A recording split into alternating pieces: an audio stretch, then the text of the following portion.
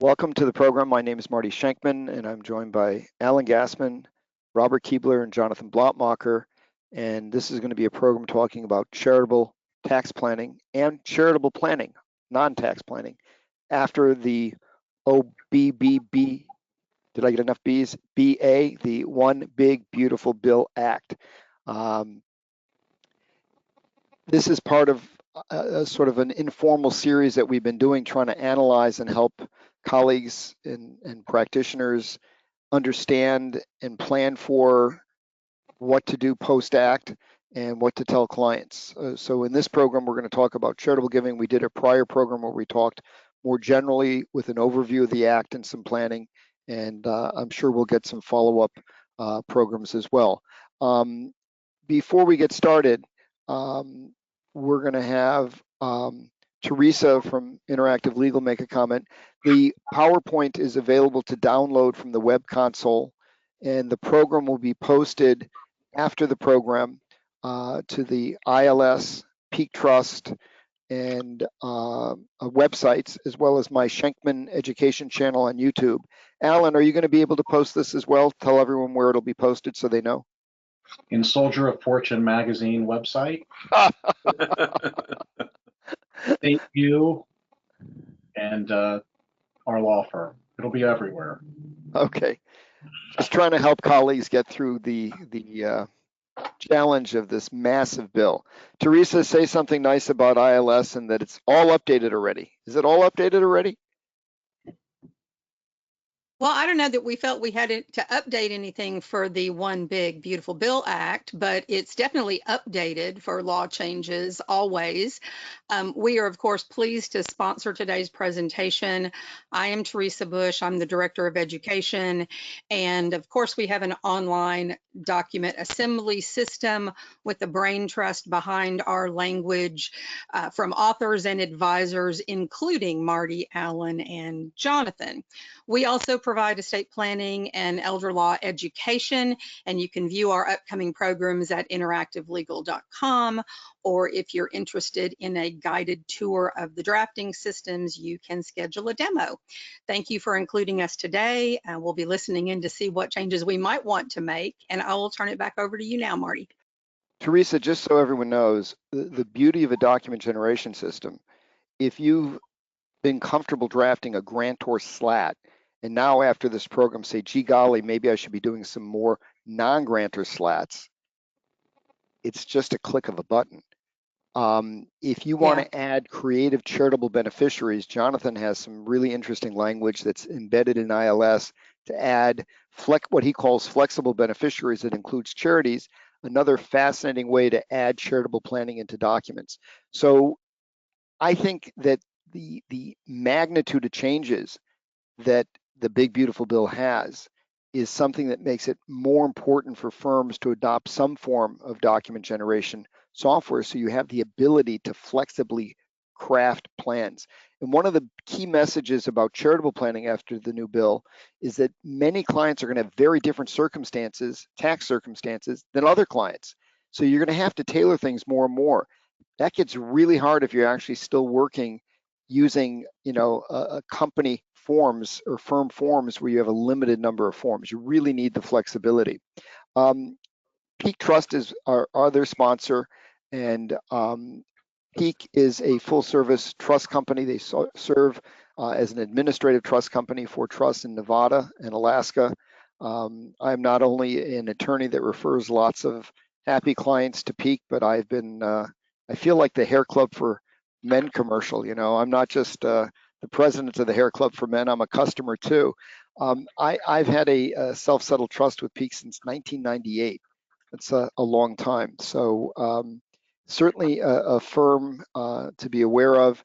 And again, with the increasing variation in how we're going to plan for clients, the ability to have a nimble administrative trustee can be incredibly valuable. Jonathan, you want to add anything to that pitch, or is that okay? Well, that's fine, Marty. I'll just say that virtually all of my family's money, which is in trust, and as everyone knows, I'm the most pro-trust lawyer in the world, has always been with Peak or its predecessor, the Alaska Trust Company. It was based upon some changes that I recommended, and which Alaska adopted in 1997. And with the New York Times called those changes the most significant change in estate planning in 10 years. So I'm glad it happened. And we've, of course, had many states, copy some of those laws, everything from decanting to self-settled trusts to what we're going to be talking about today, which is using non-grantor trusts to reduce clients' overall tax position. So let me start by saying when I first suggested the idea to the colleagues you see here on doing a program on charitable planning, the initial reaction was, how much has really changed? The big beautiful bill didn't really have that many charitable provisions.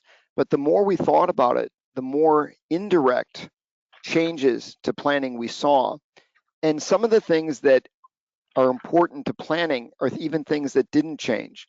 So Alan, you wanted to point out, and Jonathan agreed, a certain planning technique just to make sure people know it's still there with all the massive changes. So why don't you provide some background on that? Right. So if you have a client or you are over 70 and a half and you have an IRA or a pension that can be rolled into an IRA, then you can make a qualified charitable distribution directly from that IRA to a charity you choose. And then you don't have to pay income tax on what would have come out of the IRA. Now, nowadays, most people are waiting till they're 73 or whenever they have their required minimum distribution amount, and they're looking at donating to charity just that minimum distribution amount. But it may make perfect sense to go ahead and go to the top amount of $108,000 to charity every year. And then you don't have to worry about a 0.5% AGI limitation or $1,000 or $2,000 or what your standard deduction is going to be. For a lot of people in their 70s and older, that's going to work just fine. It's really a great opportunity, and there are a number of states, New York is one, that when you start making charitable contributions, it can actually increase your state income taxes because they don't give you the full benefit of the charitable deduction. So it's really worthwhile looking at this. So very, very important to do it. I think you'll be very happy. Your accountant will be very happy in filling out your tax return. And again, if you're over 73, I think it may be 72 right now, but if you're over 73, that money that comes out of your IRA to charity actually counts as part of your required minimum distributions from qualified plans and IRAs. So as you approach that time and you say, well, now I have to start taking these distributions and pay tax on it, and I prefer not to do it, it's going to really complicate things. Well, you don't have to worry about that if you've got an IRA and you make your charitable contributions from there, because that's going to count toward your minimum required distributions each year. It's really something that everyone on the phone should think about. Now, we're going to talk about other ways to avoid some of the cutbacks and some of the problems, including the use of non-grantor trusts. But this is so simple. If you have a pension plan, you can roll over part of it to an IRA, or you have an IRA, not a Roth IRA, because distributions from that would be income tax free, but you just have a regular IRA, or you have a pension plan where you could roll part of it into an IRA. That really makes great sense for you and for your clients. And in fact, if you represent charities, which many of you do, making sure that the director of plan giving at that organization is fully aware of this great opportunity. It's really something that needs to be kept in mind. Just to confirm before we go on, so there's been no change by OBBBA in these rules, correct? Correct. That is correct. But this is everyone a great example of what Alan and Jonathan just spoke about, of how OBBBA didn't necessarily make a change to an aspect of tax planning, and in this case charitable planning, but the general other changes of OBBBA, and Alan rattled them off. We're going to go through many of them in more detail in a minute. Those changes can be circumvented if they're negative for a client by simply using the qualified charitable distribution. So the point I just wanted to drive home is a lot of the changes to how we may view or help clients plan with charitable giving are not a direct result of a change by OBBA, but just an impact on the planning environment. So let's get on and talk about how OBBA has changed charitable planning. One of the points, and Bob, I'll let you go through it when we get to that slide, is many taxpayers may have a very different income tax position because of many of the benefits, tax benefits of OBBA. So other non-charitable changes may change in a significant material way how clients may be impacted from a tax perspective and change what we then do from a charitable planning perspective. We're going to come to that in a minute. I tried to get some handle on what tax reductions like OBBA, because it kept the marginal tax rate the same, it raised standard deductions and so on and so forth, what impact that may have on charitable giving. And the data, obviously we don't have data on OBBA yet, and I haven't seen any predictions, but I've seen numbers that charitable giving after the 2017 Tax Act had a significant negative impact on charitable giving. And in fact, some estimates were that it reduced charitable giving by $19 billion a year. The National Cancer Institute has estimated a significant negative impact on funding of their cancer research efforts because of the cutbacks by the government, and potentially their hope is that private generosity will fill that. But, you know, obviously that remains to be seen. Very important, we so often talk about the tax benefits of charitable giving, but it's many other benefits that may motivate a client. But again, if you look at the history of what the 2017 Tax Act did, we may very well find that the OBBA has a negative impact on charitable giving. And there's some data in the materials. I think as practitioners, for clients that are not getting a tax deduction, and we may see more of those that don't get a material tax deduction, and I'm not talking about the $1,000 above the line item, which we'll get to, focusing on non-tax aspects of charitable planning can still provide us an important role to play in charitable planning. I think we need to all talk to clients about charitable giving. Would one of you like to comment on what people should be thinking about, perhaps Bob, on planned giving, charitable giving in 2025 before some of these laws kick in? Well, I think if you just look at it myopically, we're going to talk about a 0.5% floor on charitable gifts. If I make $1 million, I lose $5,000 of my itemized deductions, but that begins in 2026. So for the financial advisors and CPAs that help people with the timing of when they should itemize and when they should take the standard deduction, it seems to be on the surface that 2025 would be the year to itemize. You avoid this charitable haircut, and then in 2026 we take the standard deduction and just rinse and repeat. Now, that's one thing. Bob, let me interrupt. Are you saying that, in other words, this year, 2025, people perhaps should consider doubling their charitable contributions and perhaps other deductible expenses, because it's not going to be as generous after this year? Exactly correct. So, Jonathan, if you made $1 million, you gave 100,000 to charity this year, you would get to deduct the whole 100. If you made $1 million next year, you gave the same 100, you would have to take a haircut of $5,000 and only deduct 95,000. So all things being equal, like I looked at this, I'm thinking about this for my wife and I, we're going to be better to do our deductions this year to group everything. Now, we talked about this earlier, the donor advised fund will become, or a private foundation, but for most people, donor advised fund will kind of be the center of the universe. Because what I'm going to do is put money into my donor advised fund, and then in years, say in year 2 or 3 where I don't itemize, then I'll use the donor advised fund for charity. And then in year 4, we'd come back and itemize. And the whole itemized deduction issue, which is not something that T&E lawyers have to work with a lot, but the CPAs and financial advisors see this all the time. It really has to be thought through, because for higher income people, if you're dealing with how to manage your SALT deduction, everybody's got to worry about this charitable issue starting in 2025.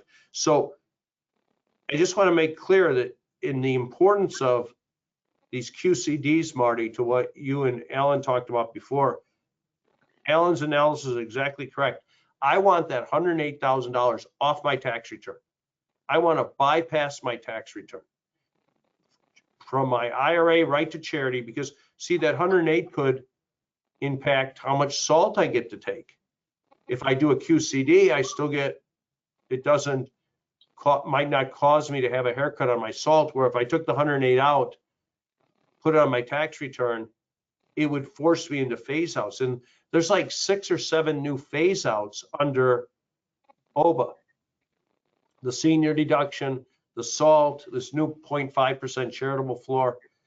So again, I think the one thing I really want to focus on is this is the year to take your charitable gifts. Let me summarize 2 very important actionable points from what Bob said. But Bob, I think you said it without using the word, so maybe you just want to explain it, because people are going to hear the word bunching. And I think you explained that same concept without the word. Maybe just comment on bunching deductions, because that's something that will be a part of many people's planning.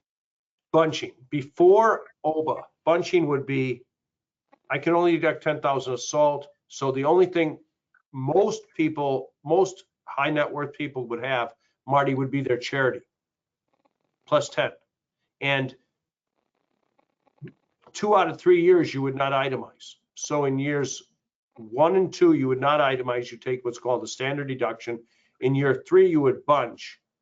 You'd put all your charity in year 3, use the donor advised fund idea.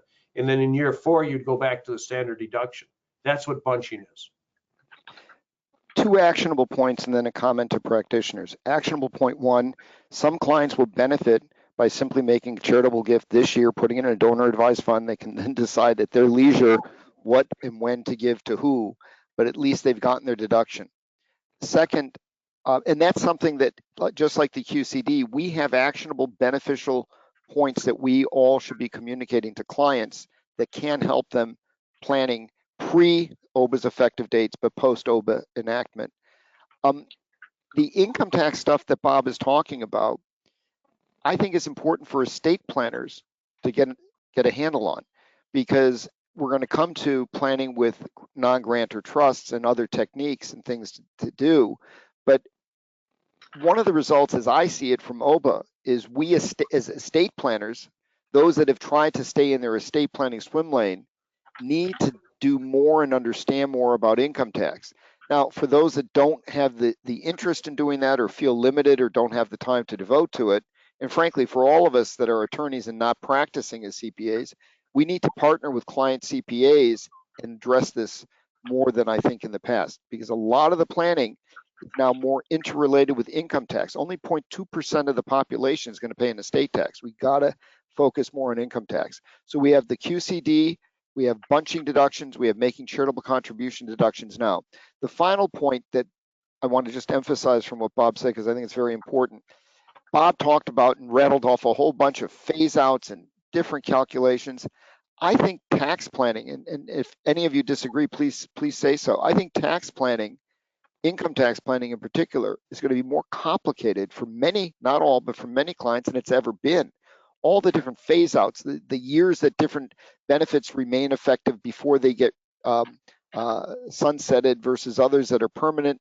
The income phase out numbers are different for one benefit versus another. The SALT is phased out at $500,000, whereas the tip income and overtime income are phased out at 300. All these different numbers. It's going to be really complicated. I don't know that anyone can do tax planning without an accountant doing a projection anymore. Well, Marty, that's true, but even to the CPAs listening, including myself, we have to be hyper disciplined to use our software. Because you see, these phase outs aren't intuitive. Oh, I mean, I've taught this a number of times. I could not sit down and do a multiple choice test on these 7 or 8 phase outs and tell you exactly where they begin and end for single, married, head of household. So we want to use our software. great point. So Alan, you kind of spilled the beans ahead of time. Tell us about this exciting $1,000 and $2,000 deduction. Well, they've basically restored what they did during COVID when it was a $350 deduction. But it's a very nice simplification and a nice bonus for people who donate $1,000 if single, or $2,000, or up to $2,000 married filing separately. You get your tax deduction. You don't have to worry about standard deductions. You don't have to worry about 0.5% of your adjusted gross income. You get the deduction. So that's going to be nice for charities who say, hey, could you write us a $1,000 check? Could you write us a $2,000 check? If this is your only charitable deduction, it's tax deductible. Everything above that, bring from your IRA, or let's get your CPA involved. Well, I And even think it's even more prevalent than that, because, you know, someone comes to your door and they want money for a local charity, and you feel you have to give, or you want to give, and it's $250 or $100 or $500.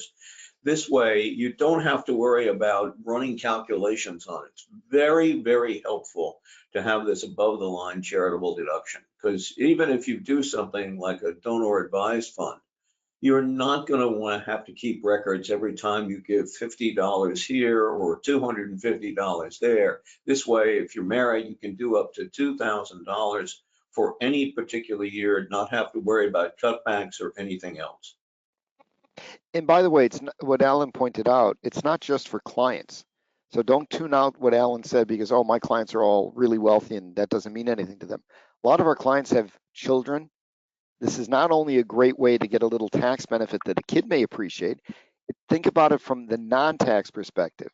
Hey, son, why don't you make a donation to this charity that you're active in, and you get a deduction for it. It's a nice way to start using it as an educational tool for many of our clients as well. And don't dismiss this, because for an awful lot of donors in America, a lot of the charities that are very important to all of us, they raise a substantial sum of money from small donations too. So that's one of the changes, not one that you can do a lot of planning on, but certainly one to keep in mind. Bob, Also, well, just let me mention that if you want a deduction, you have to have a receipt, an acknowledgement from the charity. Even if it's your church or synagogue or mosque, you have to have a receipt from there. So if you're used to sitting down on, you know, your holy day and putting $20 or $50 into that little envelope, you're not going to get a deduction for it because you're not going to get a receipt from the charity. So keep that in mind. You can, you know, maybe better off writing a check and having your church or synagogue or mosque acknowledge that you've given that money. Because remember, when you give money to charity, you're forcing the government to match part of that donation. So if you're in a 40% bracket and you're giving away $1,000, it's not costing you $1,000.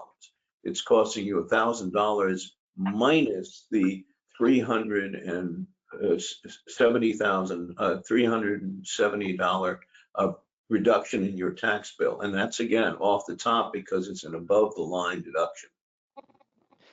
So the next couple of slides, Bob, I'm going to ask you to comment, and Alan or Jonathan can jump in. One of the things that I was pondering with OBBBA is some of the tax benefits are incredible. The bonus depreciation, QOZ, et cetera, et cetera, et cetera. Might we not have some number, and maybe you have a better feel for it than I do, but there may be some clients that because of, you know, the 100% deduction for depreciation in year one may not face any income tax, and thus change the whole face of charitable planning from tax planning to non-tax planning. I don't know if you agree or not. I'm struggling to get my head around it, but some of these benefits just seem huge. Maybe you could talk about some of the benefits, and even if you feel I'm wrong, just kind of discuss what you may think that may do to some of our clients' tax status. Bob, you want to do that? Sure, I can take that. Thank you, Alan. Couple of the big changes. Section 1202 provides a concept called qualified small business stock. And they basically said if you have QSBS, you can now have a $15 million exclusion.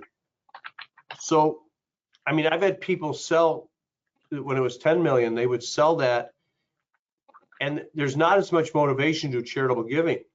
Now, so right now I'm working with somebody who's about to incur a very large gain, and when I walked him through that basically a charitable gift will save him 30 cents on the dollar, he's pretty interested, okay? I mean, he wants to be charitable, but it's nice that the government's supporting that. And this is something that's out there. 199 Cap A stays in the law. So there's people that are making $300,000 that only pay tax on 240. It makes it harder for them to give because the tax benefit just isn't as great. So a lot of people will go to their CPA and have them do a with and without calculation. And they say, okay, I just gave $100,000, but it really only cost me 60. So, and that makes it less painful. Let's go up to the next slide. Now, this is going to be interesting. There will be clients that you represent.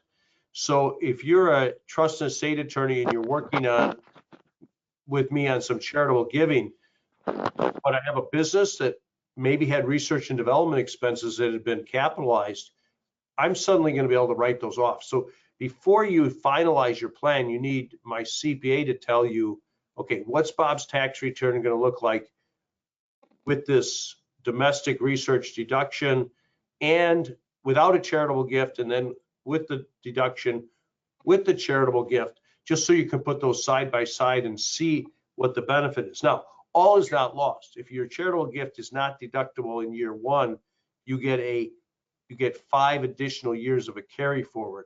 But there's going to be some people, Marty, that can't use that carry forward. Opportunity zones are a big thing. So beginning January 1st, 2027, opportunity zones are back. We're going to be in an opportunity zone deadline for about 18 months here. And then OZs will come back. There may be people you represent that can take advantage of this new deduction. So what Congress did is they said, if you build a factory in the United States that is going to build something that's a qualified production activity. Let's just say I'm building a real thing in a building in Kansas. It took me $30 million to set up the building. I can write all that off. Boom, $30 million write-off in 1 year. Marty, that client's probably not going to be paying any tax. And if their income's down to zero. So they might be less inclined to do their charitable giving. So there's just a lot there. Alan, Jonathan, do you want to comment? It strikes me that for some portion of our clients, all the types of benefits that Bob mentioned, and there's others, we will have some clients that will be paying very little tax. And that doesn't mean that they don't want to plan for charitable gifts, but we can't approach those clients focusing on the tax benefits when in fact in the particular year, and it may change from year to year, there may be no tax benefits. Any thoughts or comments? No, it's important to sit down, I think, with an accountant who has a good grasp of tax law, not someone that you found on a website who's not a certified public accountant with good experience or good mentorship, and to go review these opportunities with the client. Make sure that they're going to be realistic. There's going to be a lot of big boats and a lot of jet airplanes and a lot of factories that maybe no one needed because of all this exuberance. And then there's going to be some charities that just don't get as much money one year or the other. But it's already halfway through this year, and there's already opportunities that are going to be lost, including the solar angle. So it's really important if you're going to try to be posturing towards a charitable donation in December, which unfortunately is when it all happens, you need to have your arms around your client's situation well before that so they can start thinking.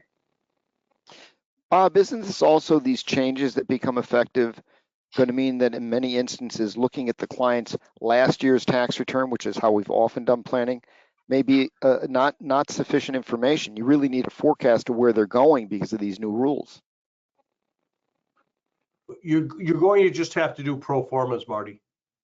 And I know I said it before, but I want to emphasize it's okay to rely on your software and not to build Excel spreadsheets to do this. Do the Excel stuff to support your software. But with all these phase outs I've been teaching, Marty, again, no one's going to be able to keep it straight in their head. And to your point earlier on the 108 QCD, no one can keep the exact dollar amounts in their head.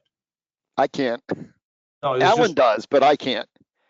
But Alan cheats. Isn't that a state view software behind you, Alan? Right. All right, so you're a cheater. You're using the software. Yeah, and handwritten notes all over them. I think this is really significant to planned giving and charitable giving. Some clients will have very, very different circumstances than another. You may have a high-income doctor who doesn't qualify for the 199A deduction, doesn't have real estate investments, and they're paying tax at the maximum. You may have a real estate investor that's paying negligible tax. They both want to do charitable giving. You don't want to sell the one without a tax burden on the tax planning. You want to focus on non-tax planning. And I think there's lots of things that could be done for wealthy clients that want to focus on planning for charitable gifts, so we can remain very relevant even apart from the tax planning. So if you find a client that doesn't have a big tax burden because of some of the many changes of OBBBA that Bob went through, help them with a donor agreement, help them plan how to get their kids involved, help them decide, do they want to set up a private foundation, or is it not cost effective and they should stick with the donor advised fund? There's lots of relevance that we can still have helping clients apart from taxes. And I think too often we've led with the tax planning because the numbers are often so compelling. I think what we're going to see is for some clients it may not be.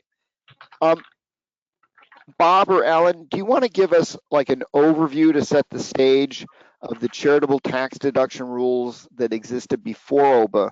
And this will sort of, for those that aren't as familiar with the income tax, set a foundation that we can then explain, and maybe Jonathan will want to do it, why non-grantor trusts are so powerful for some after OBBBA. Bob, I hope you'll start this. Thank you, Alan. Okay, so here's the thing. If I donate cash to charity, I get a deduction. But the code, and we're operating here, write this down, because Jonathan's going to talk about a different code section, but I'm going to talk about code section 170.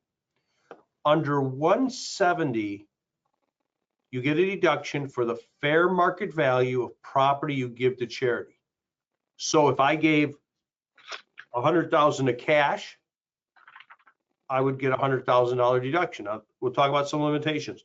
But the interesting thing is if I give $100,000 of NVIDIA with a basis of $1,000, I still get a $100,000 deduction. Unless part of your profit is short-term capital gain, in which Correct.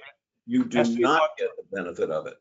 And for very sharp investors like Alan and Marty and Bob, who always pick stocks that grow very quickly in value, if they give those appreciated assets away and the inherent profit represents short-term capital gain, the deduction is cut off for that gain element, which would be short-term capital gain or ordinary income. So for example, as many of you know, Alan makes puppets, and Alan sells those puppets for a lot of money. Well, that represents an ordinary income item in Alan's hands. And even though people flock to his website to buy those, Alan, if he gives those to charity, won't get a deduction except for the cost of making the puppet, which isn't very much. Just keep that in mind. It sometimes happens. So the interesting thing is, after I make my gift, I have to run through a gauntlet. Marty has it highlighted here of 20, 30, 50, and 60%. In all that is under 170, you can only deduct a portion of your, I believe it's modified adjusted gross income.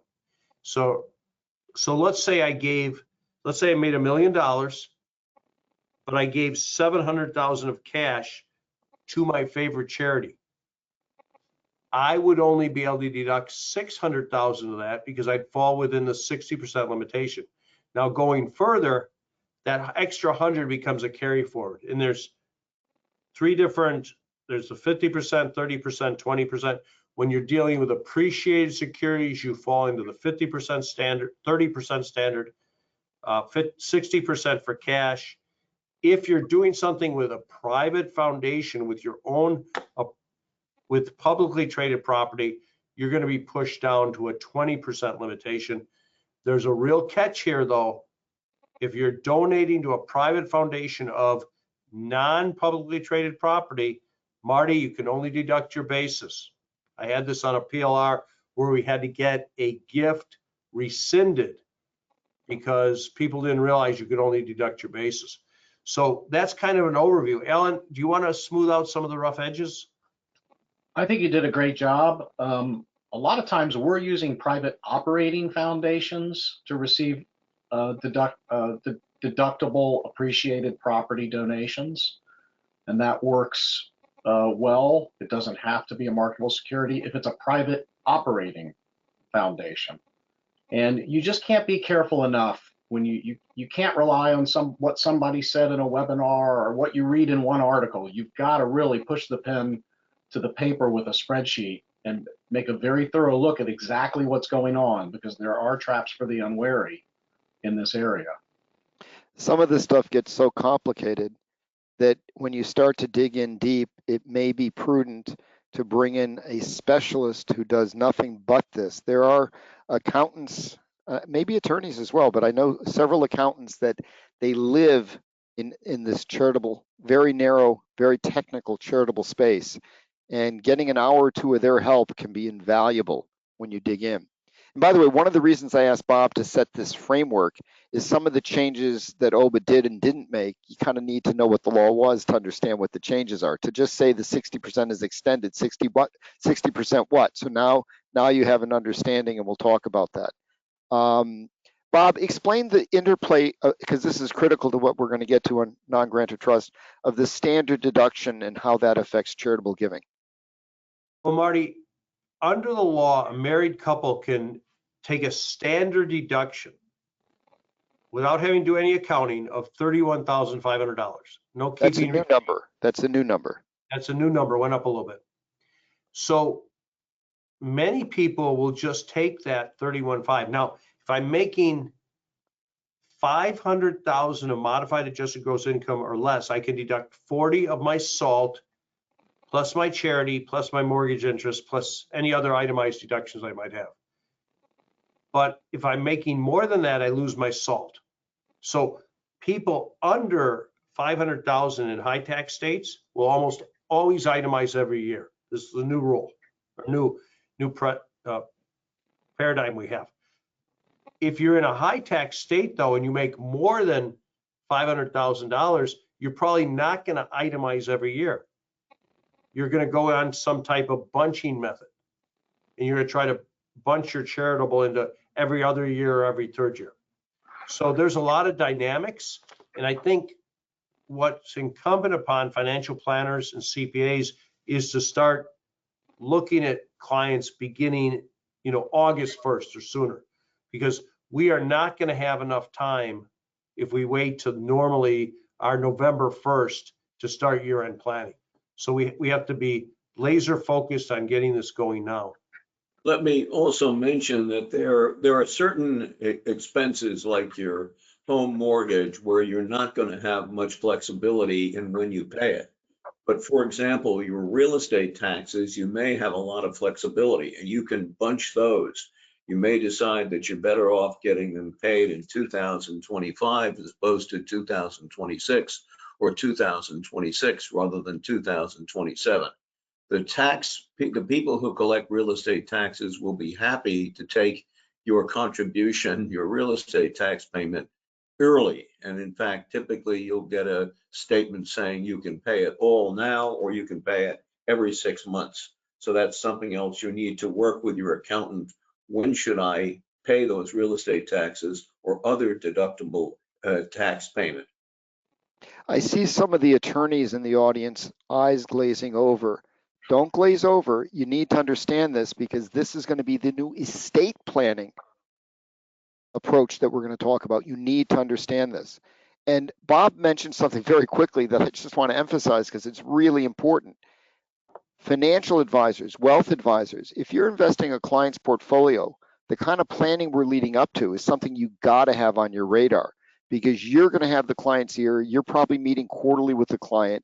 This is something really valuable for you to tell your client about. You don't have to know all the nuances of how to draft a non-grantor trust, et cetera, but you want the planning that we're going to come to discuss in your toolkit because you may be the person the client is seeing. For CPAs, Bob, if they see a tax return, what do they look for on a tax return to highlight some of the planning we're going to get into with non-grantor trusts? Well, let's say you have a client, their income is 600,000. They're above the SALT threshold, Marty. And what I would see first is, can I move some of their investments into a completed gift trust and create a non-grantor trust? Because the non-grantor trust will file its own tax return, and suddenly, if I moved 1/6 of their investments into the non-grantor trust, their income goes from 600 to 500. I'm back in the world where I get a SALT deduction. And I may also be able to simultaneously move income out of California and New York. And I might even further be able to shift it to children or grandchildren. So those are the things that we'll talk about. The other thing about a non-grantor trust is the charitable rules are different. We'll let Jonathan explain those, but the charitable side on a trust, a non-grantor trust, falls under a different statute, 642C. Yeah, we're going to go through all that in a few minutes. Right, and it's important that there's lots of opportunities there. So hang on, everybody, because we're going to get to all this. Bob, before we go on, it strikes me, and I think we have a slide later, but let me just say it now because you brought it up. What a lot of clients may need to do is sit down and sort of, like you said, pro forma forecasting, modeling where their tax situation could be. How much planning they need to do may relate to their 199A deduction because of phase outs for the SSTB. SSTB is, I forgot what's the initial stand for. Specified service trader business. Doctors, lawyers, accountants. Us bad people on this call. But yes, you may have a younger partner who's earning under the SSTB phase out. So shifting some income for them could get them a 20% haircut on the value of their earnings from a law partnership. Is that not correct? Well, that's right. I was speaking to a senior partner of a firm yesterday, and he's promoting an associate to partner, and the young man will make $300,000 a year. And I said, well, if you create an S corp, most of that 300 will just be a W-2 wage. But if we have a partnership or LLC or LLP, he'll only pay tax at about $240,000. Because of the 20% discount under 199A. 20% discount. It's absolutely incredible tax break. What I think one of the complications of OBBBA is that you may need to look for a client at their charitable planning. Their trust planning could affect that. You have to look at 199A and where their phase outs are for them. Trust planning could affect that. You have to look at whether they got tip income or overtime income. Trust planning could affect that. These planning concepts can work for the very wealthiest clients because shifting income out of a high tax state can be huge. Taking advantage of lower bracket family members can be huge. But for very moderate wealth clients, the kind of planning of using a non-grantor trust to get passive income off their tax return can be really huge to qualify for a lot of other things. We can take the planning post-OBBBA to a different level for even moderate wealth clients, but the income tax, not the estate tax, is the driver. We've talked about this. You've covered the charitable carryover, correct, Bob? You mentioned that, I think. Right. Basically, all you have to know, 5 years. So if I made a gift in 2025 and I can't use it, I can carry it to 26, out 26 would be year one, out to 5 years. Now, there are new, for the CPAs, your head is going to explode, but there are new carryover rules because of this 0.5% Oh my gosh. reduction. I think we should wait till fall or even spring when the IRS, this doesn't apply to 2026. So don't try to figure it out unless it's absolutely essential. Let the IRS issue something on this, and hopefully the IRS can, basically break this down in a nice, easy way, give us a formulaic approach, because the statute's very difficult to read. What it sounds like to me is, and I think we've talked about it, but there's a 0.5% haircut on your charitable contribution deduction. And if you take that, it can be carried over. If you're limited by that, it gets carried over, but only if you have a carryover because of the 20, 30, 40, 20, 30, 50, or 60% rules. It gets really complicated. Honestly, I would think that most practitioners would just hope their software deals with it and not have to think about it. Well, but it comes up in planning, Marty, because you see, sometimes if somebody's about to burn through a carry forward, we're in year 5, it's about to expire, we'll do a Roth conversion, or we'll sell some That's stock. interesting. We'll do something to make their income go up so that we can take that carry forward off the table. On slide 20, the 60% contribution limit was set to phase out, and it's now been permanently extended. So that's kind of where we are. The $31,500 standard deduction for the vast majority of Americans will be such that the vast majority of people will not file with itemized deductions. They'll take the standard deduction, which is why that whole population that can't itemize could be a candidate for a non-grantor trust that we're going to talk about. And I think, especially if you're using document generation software, a home state trust, a family member trustee you don't have to pay, that kind of planning can be done for fairly moderate wealth clients and provide some nice benefit. Just by background, because when I see these changes, I like to try to understand what it might mean in the real world to our clients. In 2017, before the 2017 Tax Act, almost a third of individuals itemized their tax returns. By 2020, the number had fallen to just 9% of taxpayers. Now, on first blush, having a slightly higher standard deduction of 31.5, you would think that trend of lessening the number of people itemizing would accelerate, but it's offset by the increase for those making under 500,000 of the SALT deduction. I haven't seen any estimates, but we may see a little bit higher number than the 9% itemizing. But even if it goes up to 10 or 11%, close to 90% of taxpayers don't itemize and will not get a charitable contribution deduction. Would one of you like to explain this fascinating 237th? Alan, you're smiling, so you get to do it. Not it. Not it. No. All right, that means you, Bob. You're the income tax guru.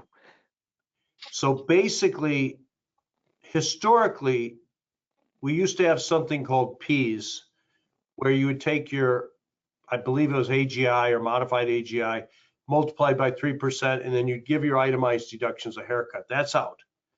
Now, this is a little bit more complicated. If your income is above in the 37% bracket, you're basically going to lose about 2/37 of your itemized deductions. So if my income was sky high and I had $370,000 of itemized deductions, Marty, I would reduce those by $20,000. That's what's going on here. But this only applies to people who are in the 37% bracket. Lots of little crazy rules. Jonathan, I know you've been very patient. Can you explain to us some of the background on non-grantor trusts? You can ignore the slides. I'll move them if you'd like me to, but explain what a non-grantor trust is, and then let's get into how that can help people get a charitable contribution deduction benefit that they may not have because either they're paying no tax, because they can't itemize and they can't really get the benefit, or they're limited by the percentages of, is it AGI or MAGI, I forgot which, or they have all these haircuts that we've talked about, the 0.5, the 2/37. How does a grantor trust work?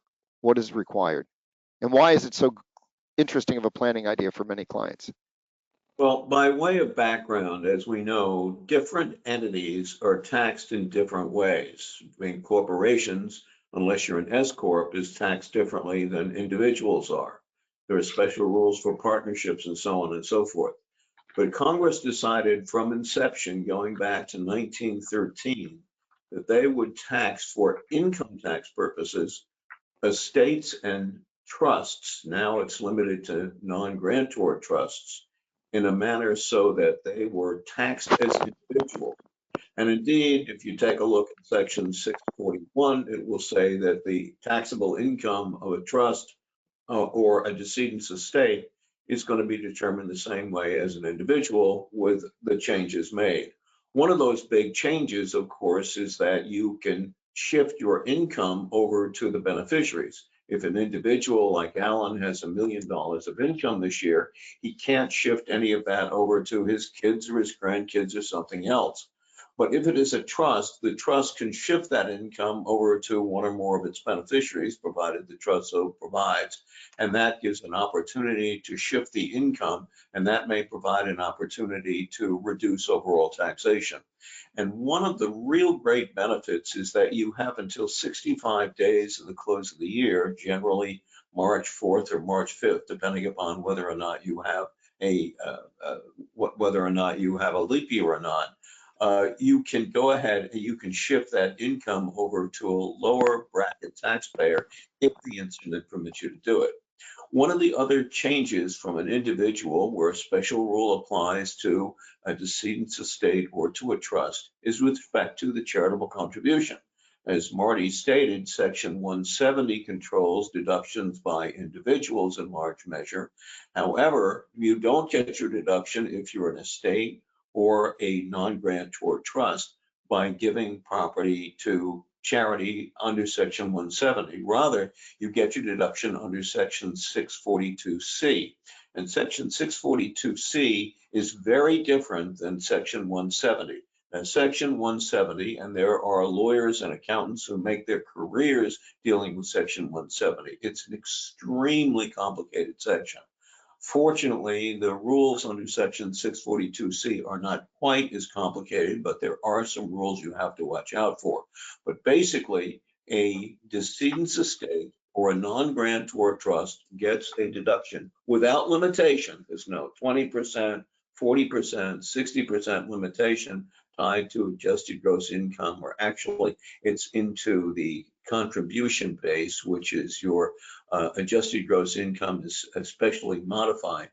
You get to deduct it up to 100% if it is paid pursuant to the terms of the governing instrument over to charity.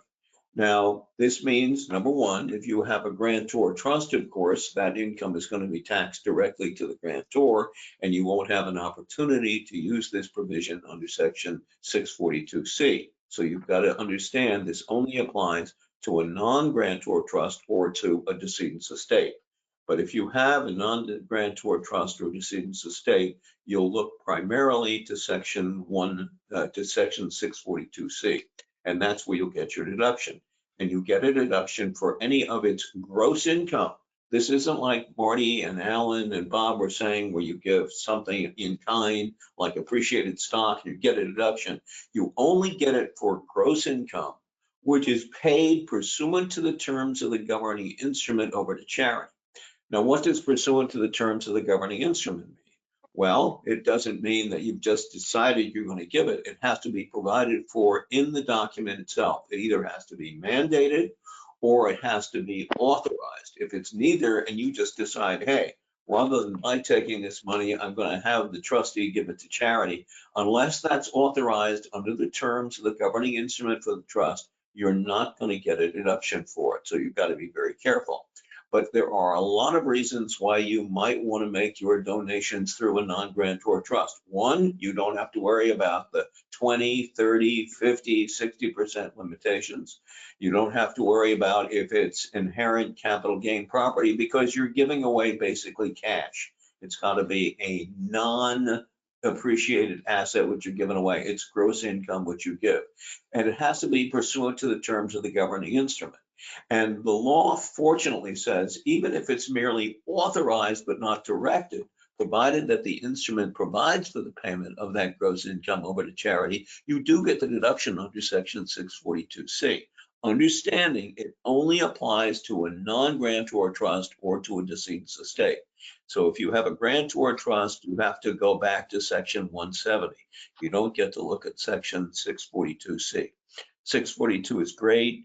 And as everybody who's a panelist knows, I've been pushing, and Marty and I have done an article about this. In every trust you do, every single trust you do, unless it would cause the trust to be non-qualified, for example, you can't do it with a marital deduction trust, you want to authorize the trustee to be able to pay its gross income over to charity. And they're the kind of charity, it doesn't matter. You get the same benefit of the deduction if it's going to your private foundation or a donor advised fund, as opposed to, you know, the Heart Association or Bucknell University. It doesn't matter. It's just that if you authorize it to be paid and it is paid to a qualified charity, in fact, section 642C doesn't say give it to a charitable organization, which individuals have to do under section 170. You can give it for a charitable purpose. And I've never had a circumstance where I said, well, we're not going to give it to the charity, we're going to give it for a charitable purpose. And maybe somebody on this call can tell me how you'd be able to use that in a favorable way. So that's one of Jonathan, let me interject and ask you a question.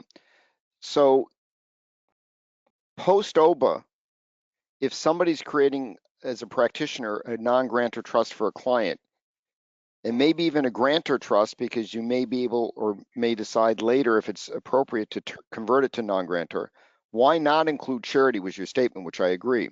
Can't I provide in that trust that if the trustee is going to make a charitable gift, they need an approval of somebody before they do that so that the client doesn't have to worry? Yeah, I mean, for example, let's say you do a trust and it's for your descendants, but you also say the charity distributions of gross income can be made to charity, but you're worried that maybe the trustee will decide that its charitable interests are more important than, say, my children or mine.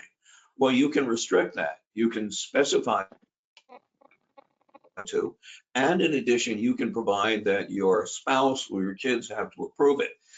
Now, if your kids approve the distribution to charity, in other words, the trustee says, well, this year I'd like to give $500,000 to the Red Cross, whatever it may be, the trustee would be required to get the consent of somebody in the family. Now, does that mean that person who's consenting is making a gift?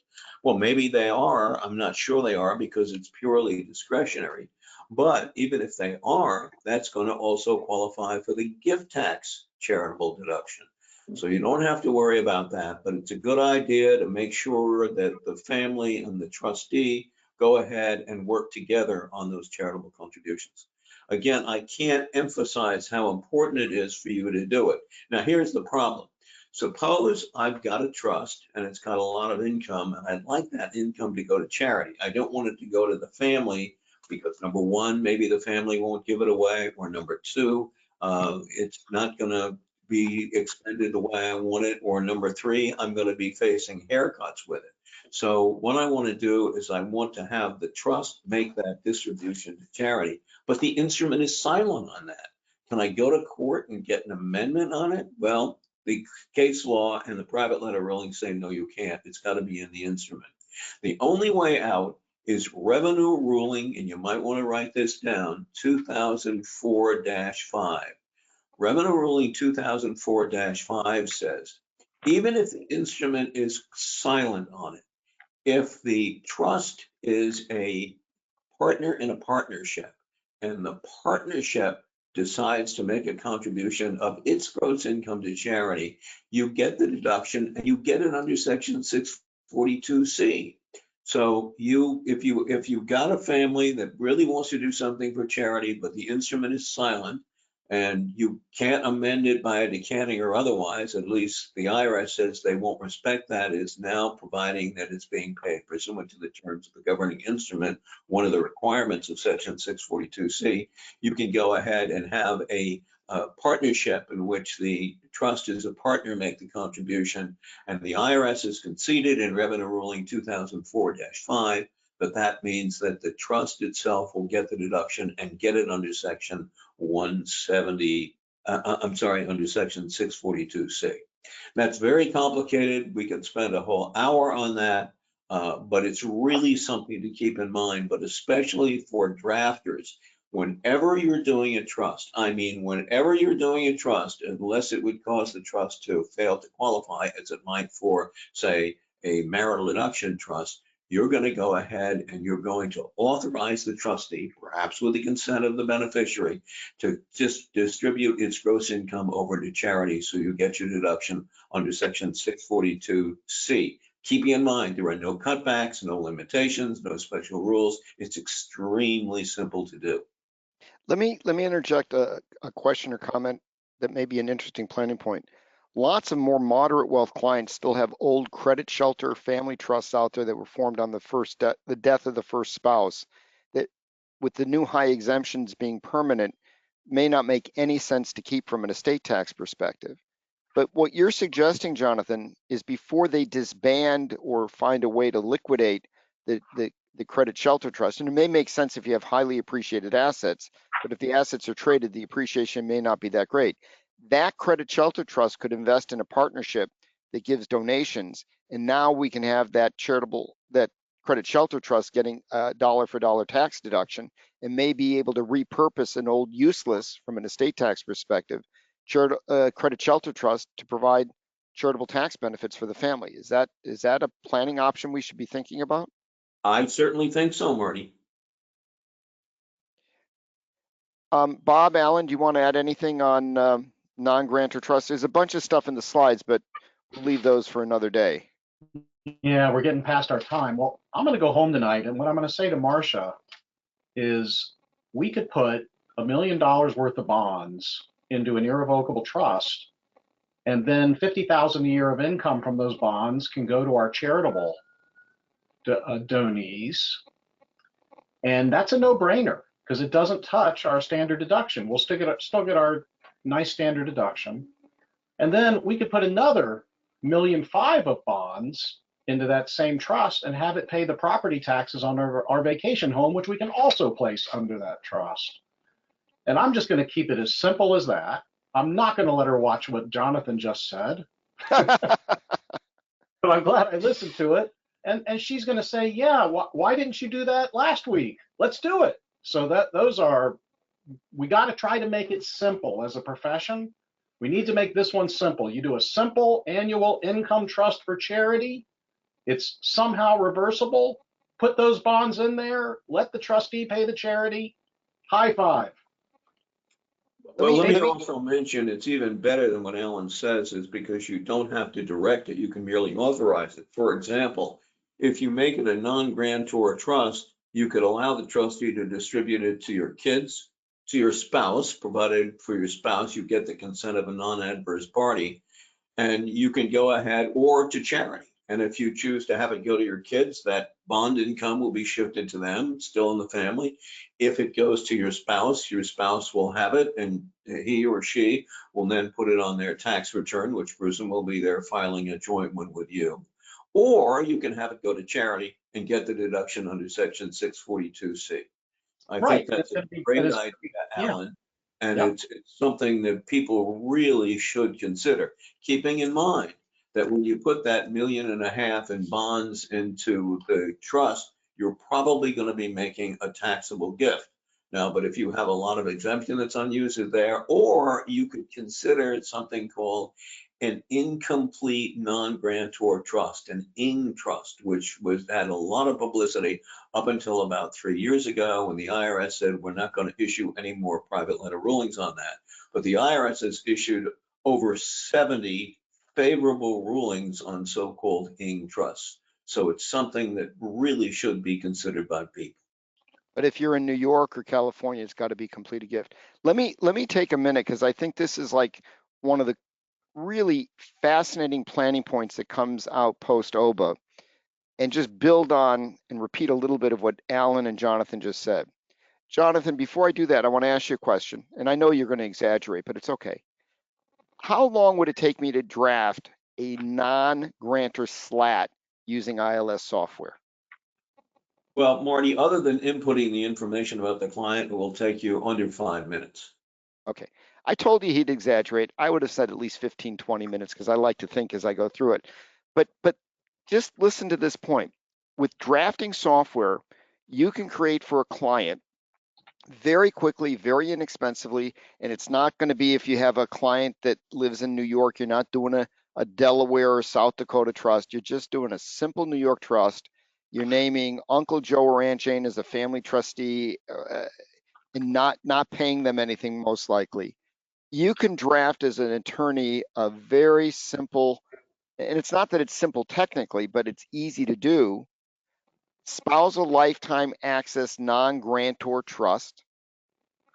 For a small net worth client, they could put in, say, a couple $100,000 into the trust.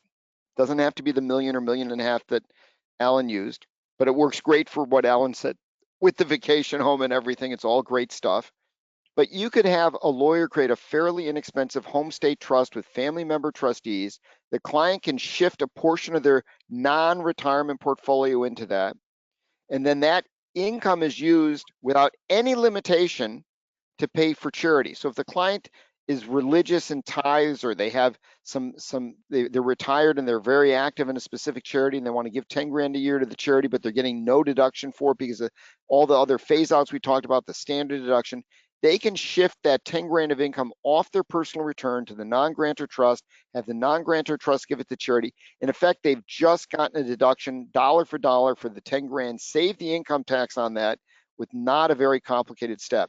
To me, this is something every CPA and wealth advisor, because CPAs and wealth advisors are going to probably have the contact on an ongoing basis with the client, can suggest. It's a really easy step to do.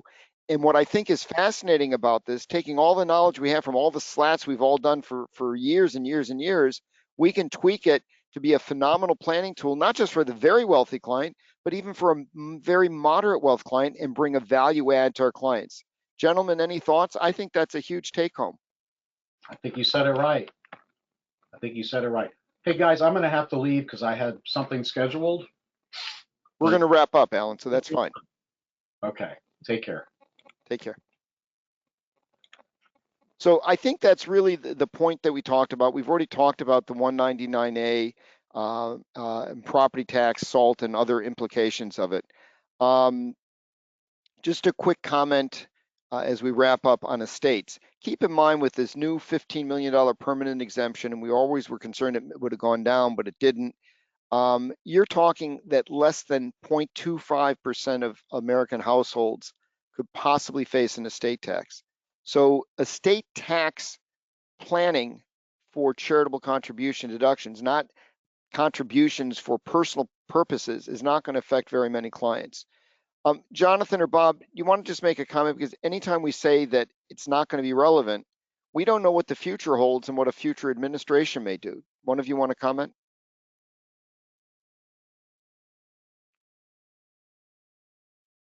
But Jonathan, you can go ahead. Well, I mean, we certainly don't know. I mean, one of the things is that if you do have a trust that is exempt from estate tax, or will be when the grantor or the spouse dies, I would be very cautious about giving that up, because it may be that there will be changes. We don't know what the future will hold, but it could be that the government decides that it needs a lot of money and it ought to extract some of that from charitable giving pots. So I would be very, very hesitant to give up a tax benefit now. If you have something that's not in the client's estate, to say, well, I'm going to put it in the client's estate because I can get a better current income tax benefit, that may turn out to be very short-sighted. So on slide 37, and we're just about done, folks, one of the things you may think about, and I was just pondering this as I was trying to think very broadly of post-OBBBA charitable planning, we don't know what a future administration will bring. And a lot of clients are not going to do estate tax planning because, oh golly, I'm not anywhere near the 15 million exemption. We don't know that a future administration may not knock that exemption down to 5 million. We have no idea. You might think about putting in a contingent charitable lead trust in case there is a major change down the road and the client is no longer has capacity to do the planning. Just a thought to keep in mind. It should not be that hard to do, and it gives you an out if something changes. Bob, I know you had spoken, I think it was Kevin Matz, about this idea. I don't know how far you've gotten with it, but do you want to just make one quick comment and then we'll wrap up on QOZs and CRTs, because it's a fascinating creative idea. Opportunity zones are going to be in a dead zone for the next 18 months. If you have a client and you can push the gain to 2026, not 27, but 2026, if you are forced to sell in 2026, you could drop that property into a charitable trust and then have the charitable trust only be a 4-year CRT. The money would come out in 27, 28, 29, and 30. And when it comes out of the CRT, you can drop it into an OZ. So think about how to bridge the opportunity zones. And you can do that with the interest you're getting from the CRT.